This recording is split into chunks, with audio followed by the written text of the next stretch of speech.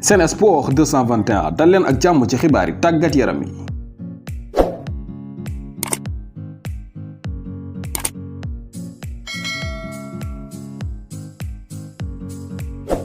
léegi leer na Mame Birame Diouf signé na ak football club bii di Hatay Sport nekk ci Super Liga bu Turquie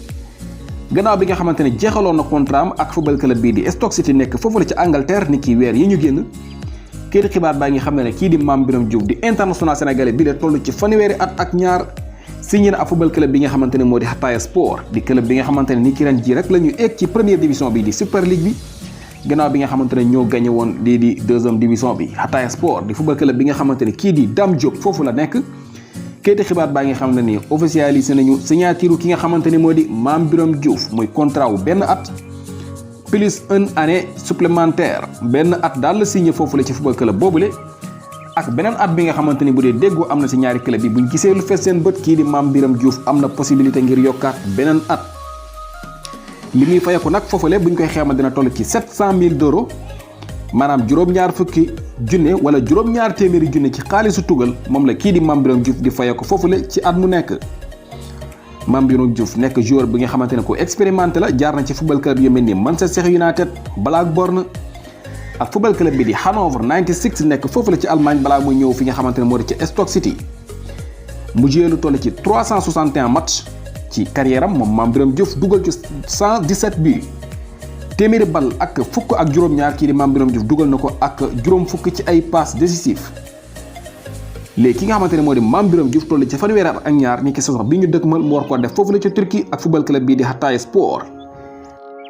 dañuy wéy ci transfert yi ba tey ki nga xamante ne moo di Amadou Sagna di jeune attaquant international sénégalais bi lee di évolué ci football club bii di Club Brugge nekk foofu la ca Belgique.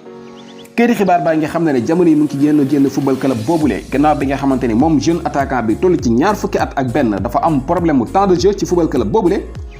ci fàttali Club Brugge nekk football club bi nga xamante ni kii di Krépin Diatta ak Youssouf Badji foofu la ñuy footballé jamono yi moom jeune attaquant bi am problème mu temps de jeu ni saison bi ñu génn sax dañu ko abale woon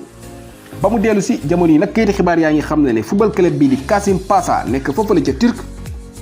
jamono yi teg nañu bët ki nga xamante ne moo di Amadou Sagna ngir yóbbu ko foofu la ca Turquie. moom Amadou Sagna comme ni ngeen ko xamee toll ci ñaar fukki at ak benn bokk ci jeunes yi ñu ëpp yaakaar ci footballu Sénégal ëllëg.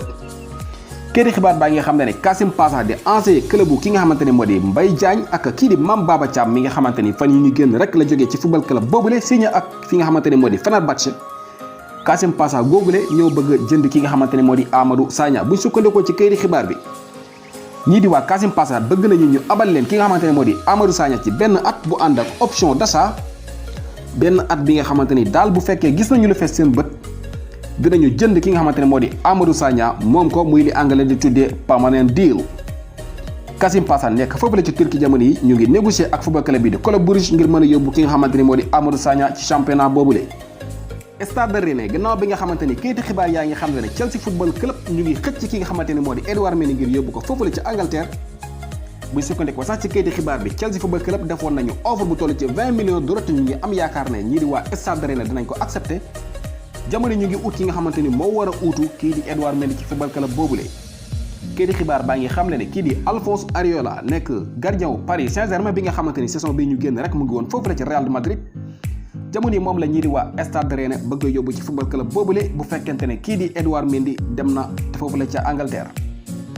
Lionel Messi gannaaw bi nga xamante ne mu ngi wéy di am jafe-jafe ak football club bi di FC Barcelone.